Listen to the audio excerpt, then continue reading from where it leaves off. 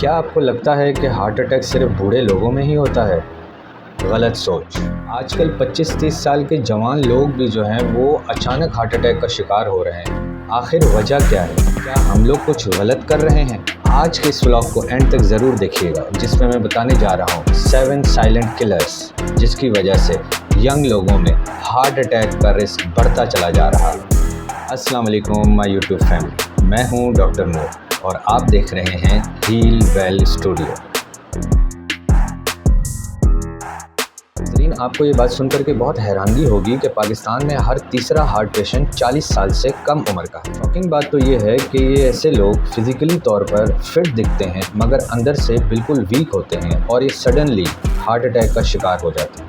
ہر روز social media پر کسی نہ کسی ینگ سیلیبریٹی یا آپ کے کسی ینگ دوست کی ہارٹ اٹیک کی خبر آ جاتی ہے، لیکن آپ وہ خبر سن کر کے ایک دم شاک رہ جاتے ہیں۔ آپ کہتے ہیں کہ ایسے کیسے؟ یہ تو بہت ینگ تھا، بہت فزیکلی فٹ نظر آتا تھا، اچانک اسے ہارٹ اٹیک کس طرح ہو گیا؟ اور ہم اب بھی سیریس نہیں ہو رہے۔ ناظرین، اب ہم بات کرتے ہیں ان 7 سائلنٹ کلرز کی، ان بڑی وجوہات کی جن کی وجہ سے آج کل ینگ لوگوں میں ہارٹ اٹیک بہت زیادہ بڑھتا چلا جا رہا ہے۔ نمبر 1، اسٹریس اور انزائٹی۔ بہت زیادہ اسٹریس اور بہت زیادہ انزائٹی یہ سب سے بڑی وجہ ہے جو کہ ہارٹ اٹیک کو ٹریگر کرتی ہے۔ نمبر 2، سٹنگ لائف سٹائل، یا ایسے لوگ جو کہ آفس ورک کرتے ہیں، بہت زیادہ جو ہے وہ لیپ ٹاپ کا استعمال، بہت زیادہ جو ہے وہ اسکریننگ کا استعمال، 8 سے 10 گھنٹے وہ ایک ہی جگہ پر بیٹھے ہوئے ہیں، سٹنگ میں ہیں اور وہیں کھا پی رہے ہیں۔ اسی طریقے سے جو ہے وہ کوئی چہل قدمی نہیں ہے ان کی، کوئی اس طریقے سے ایکٹیویٹی نہیں ہے، فزیکل ایکٹیویٹی نہیں ہے، بس 8 سے 10 گھنٹے انہوں نے بیٹھے رہنا ہے، اسکرین کے آگے کام کرتے رہنا ہے۔ تو یہ بھی ایک بہت بڑی وجہ ہے جو اچانک ہارٹ اٹیک کا شکار بنا دیتی ہے۔ نمبر 3، الٹرا پروسیس فوڈ، جس میں ہم بات کر لیتے ہیں مختلف قسم کے فرائز ہو گئے، مختلف قسم کی ڈرنکس ہو گئیں، مختلف قسم کی انرجی ڈرنکس ہو گئیں، جنک فوڈ مل رہا ہے، پروسیس فوڈ مل رہا ہے، فروزن میٹ مل رہا ہے۔ یہ تمام کی تمام چیزیں جو ہیں وہ آپ کے ہارٹ کے لیے بہت زیادہ نقصان دہ ہیں۔ Number 4، late night sleeping. اگر آپ بہت دیر تک جو ہے وہ جاگتے رہیں گے اور مختلف قسم کی اسکرین ٹائم میں لگے رہیں گے، موبائل کا استعمال کرتے رہیں گے اور اپنی 8 سے 10 گھنٹے کی کم سے کم نیند نہیں لیں گے، اس میں پرسکون نیند ہونی چاہیے آپ کی، کم سے کم 6 سے 8 گھنٹے آپ پرسکون نیند لیں۔ اس سے آپ کے جو ہارمونز ہیں، باڈی کے جو ہارمونز ہیں وہ بیلنس رہیں گے اور آپ کی جو ہوگی وہ فزیکلی جو کنڈیشن ہوگی وہ بہت بہتر رہے گی، آپ کا مائنڈ فریش رہے گا۔ اگر آپ جو ہے وہ لیٹ نائٹ سلیپنگ کرتے ہیں تو یہ آپ کے جسم کے تمام ہارمونز کے لیے امبیلنس پیدا کرتا ہے اور آپ کے ہارٹ کے لیے سب سے زیادہ نقصان کا باعث بنتا ہے۔ اب ہم بات کرتے ہیں نمبر 5، ایسی چیز کی جس کو نوجوان صرف اپنے فیشن کے لیے اور ٹیسٹ کے لیے استعمال کر رہے ہیں اور وہ سمجھ ہی نہیں پا رہے کہ یہ کس قدر ان کے لیے نقصان دہ ہے اس عمر میں، اس ینگ ایج میں، انڈر 30، انڈر 40۔ یہ جو ایج ہے اس میں اس چیز کو جو ہے وہ اس قدر فیشن کے طور پر استعمال کر لیا گیا ہے کہ سمجھنے سے قاصر ہے۔ جی ہاں، وہ ہے اسموکنگ اور ویپنگ۔ یہ اسموکنگ اور ویپنگ آپ کے ہارٹ اٹیک کے رسک کو 3 ٹائمز بڑھا دیتا ہے۔ Number 6، hidden cholesterol. جی ہاں ناظرین، آپ دیکھتے ہیں کہ ایک ینگ مین ہے اور اس کی باڈی بھی بالکل سلم ہے اور موٹاپے کا شکار نہیں لگ رہا، مگر کیا ہے اس کے اندر جو ہے وہ ہڈن کولیسٹرول بڑھتا چلا جا رہا ہے۔ HDL، LDL، یہ تمام ویلیوز جو ہیں وہ ڈسٹرب ہوتی چلی جا رہی ہیں، کولیسٹرول کا لیول جو ہے وہ بڑھتا چلا جا رہا ہے۔ کیوں؟ زیادہ تر جو ہے وہ ڈنر جو ہے وہ باہر کر رہا ہے، باہر کی کھانے پینے کھا رہا ہے، باہر کا تیل، باہر کا جو گھی وغیرہ ہے، باہر کی جتنی بھی قسم کی جو ہے وہ آئلی قسم کی چیزیں ہیں اس کا استعمال جو ہے وہ زیادہ کر۔ Number 7، ignoring symptoms.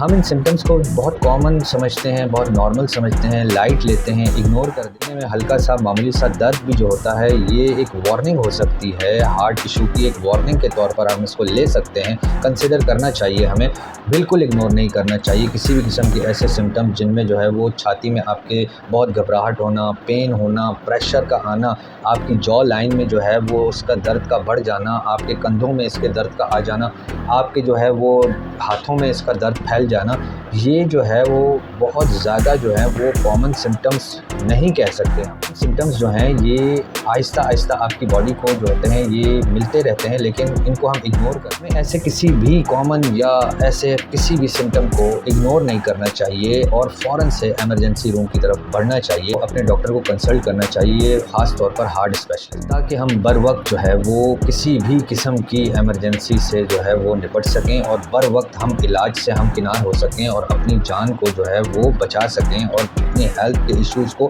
ریزالو کر سکیں۔ ان تمام باتوں کے بعد ناظرین سوال یہ اٹھتا ہے کہ آخر ہمیں کرنا کیا چاہیے؟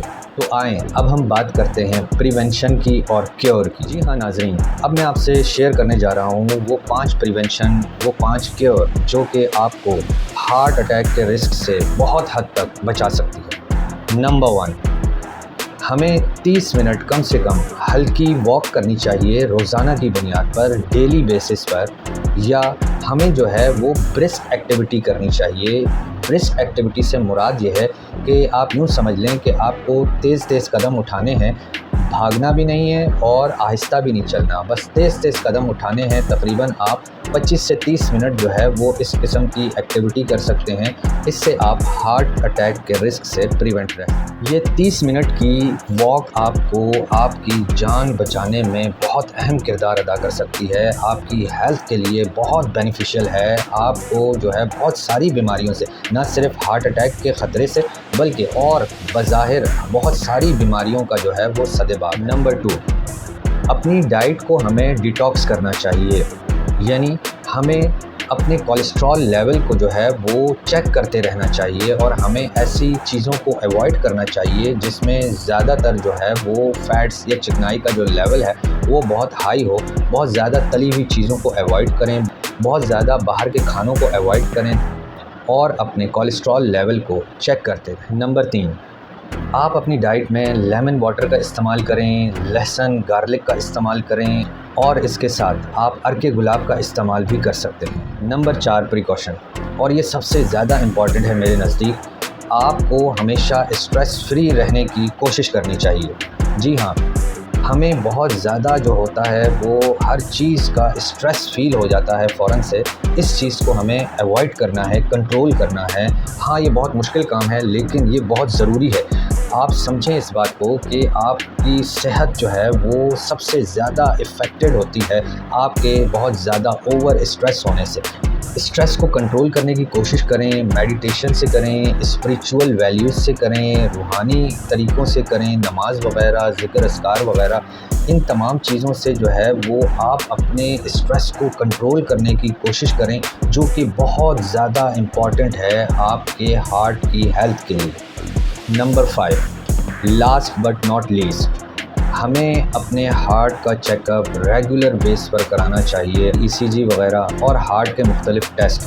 اگر کوئی بھی ایسا انوانٹیڈ سمٹم آپ کو لگتا ہے جس میں چھاتی کے اندر بہت زیادہ پریشر کا فیل ہونا، گھبراہٹ ہونا، وامٹ ہونا، جو لائن میں درد ہونا اور آپ کے کندھوں میں درد کا جانا، آپ کے ہاتھوں میں درد کا بڑھنا، یہ تمام سمٹم میں سے جو ہے وہ کوئی بھی ایسا سمٹم آپ کو فیل ہو تو آپ فوری طور پر جو ہے وہ اپنا ہارٹ کا چیک اپ کروائیں، ارلی ECG کرائیں۔ مختلف قسم کے ٹیسٹ ہیں جو ہارٹ کے ہیلتھ کے لیے کرواتے ہیں، آپ اپنے فوراً ہارٹ اسپیشلسٹ کو کنسلٹ کریں اور جتنی جلدی جو ہوگا وہ آپ ان سمٹمز کو جو ہے وہ کیور کرنے کی کوشش کریں گے اور ارلی چیک اپ پر جائیں گے، اتنا زیادہ جو ہوگا وہ پریونشن ہوگی آپ کے ہارٹ اٹیک کے رسک سے۔ تو ناظرین، آج کی سب سے اہم بات، آج آپ ینگ ہیں، فٹ ہیں، مگر آپ کو بھی نہیں پتا کہ آپ کی باڈی میں اندر کیا چل رہا ہے۔ آج سے اپنی لائف سٹائل چینج نہ کی تو کل کسی واٹس ایپ گروپ کے اندر آپ کی تصویر بھی بلیک اینڈ وائٹ میں شو ہو سکتی ہے۔ ہارٹ اٹیک کو متھ بالکل مت سمجھو، یہ ریالٹی ہے۔ جی ناظرین، اگر آپ کو یہ ویڈیو پسند آئے تو لائک کریں، شیئر کریں اور سبسکرائب کریں ہیل ویل اسٹوڈیو، جہاں صحت ہے ضروری۔